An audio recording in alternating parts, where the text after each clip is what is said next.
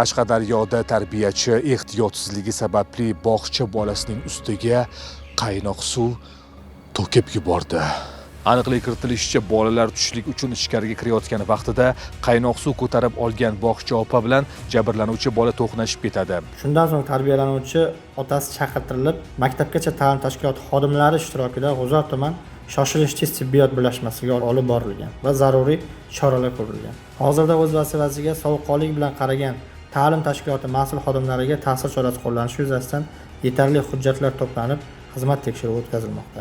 Rasmiy munosabatda keltirilishicha, bog'cha tomonidan bolakayning sog'lig'ini tiklash uchun moliyaviy yordam ham ko'rsatilganligi aytildi. Bundan tashqari mazkur holat yuzasidan G'uzor tuman prokuraturasi tomonidan ham o'rnatilgan tartib asosida o'rganish ishlari amalga oshirilmoqda. O'rganishlar yakuniga doir qo'shimcha axborot berishini ma'lum qilamiz. Hurmatli bog'cha opalar, bolajonlarning oldida hech qachon qaynoq ovqat va suv ko'tarib yurmang. Aks holda ularni bir umrga nogiron bo'lib qolishiga sababchi bo'lishingiz mumkin. Unutmang, tanadagi chandiqlar bolajonlarning tasavvurida yomon xotira bo'lib saqlanib qoladi.